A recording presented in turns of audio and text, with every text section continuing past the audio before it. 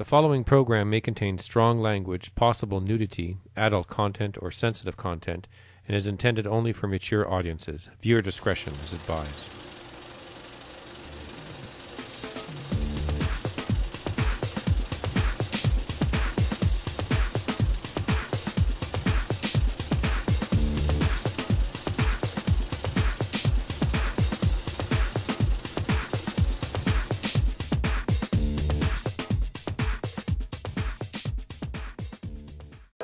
So this is Tim Doucette from D.D.P. Studios Incorporated. We're going to introduce these folks here. These folks were nominated. Let them handle it themselves. Sorry, what's your name and what do you do in the band? I'm Adam Paquette and I'm the drummer. I'm Chris Hewitt. I play bass guitar. Andrew Young and I play guitar and do some vocals. And we're the Glorious Sons. That's what I thought. Sorry. Anyway, we try to collect wisdom at DDP Studios. That's what we're about, collecting wisdom. So we're going to ask you some questions that are concerning wisdom, okay? So if you could think about your legacy, how you would like to be remembered, what do you think it might be? Oh, God. Think about it. Our lead singer would probably have us say, bringing back rock and roll. I think just writing good rock music and just make something for people to remember us by. That would be a great legacy, I think. So do you think that rock and roll can still change the world? Absolutely, yeah. It just inspires people and expands people's horizons. People are always getting into it.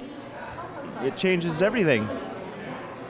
So, what do you think if you could talk to a young guy or coming up the ranks? Not that you're old, but just like a rookie coming in there. What kind of advice could you share to them when they get down on their hard times? They don't believe in their dream anymore. They only see people at this event getting somewhere. What advice could you give to them? Well, that's a tough one. Does anybody want to take that? I think just you got to believe in yourself first and foremost. Believe in the people that you work with, that like the buddies that you play with, and don't get caught up on trying to do anything out of your comfort zone. Like I think that music is best when it really comes from deep within inside, and I think that's the thing. Just stay true. That's the best advice I could give.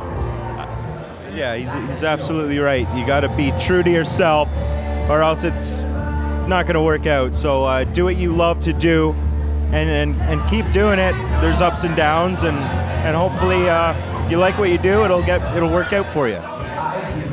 If there was one difficult time on a tour bus or during your time backstage, or what was one of the most difficult times, if you could remember, that you had to overcome that and say, you know what, it's all right? Well, we had a pretty crappy time.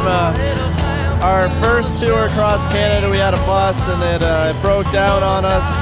So the only way to continuing the tour was to rent a U-Haul, and we slept in the back of that and finished the tour. And we got really drunk, got a little band squamish, and we all kind of like reevaluated everything, and we worked through it, and we all became better friends after, and that was like kind of I always look at it as kind of like a turning point, and we all like really, really wanted this after that.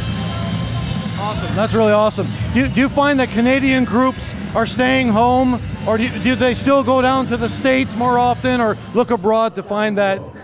I think it's just a lot harder for Canadian bands to get into that market. Like for us, we'd love to play down there, but I think that we got to get a foothold here in Canada. Just kind of sucks that you have to basically drive across 3 provinces in order to get to any shows. So, like touring Ontario's okay, touring BC, Alberta's all right. Then there's like 3 towns in between. Well, not 3, but it can be a little arduous, especially in the back of a U-Haul, like Paco was saying. But I think that it's just something that comes in time. I don't know, trying to get into the States and overseas and all that. It's just, we'll keep going until we can.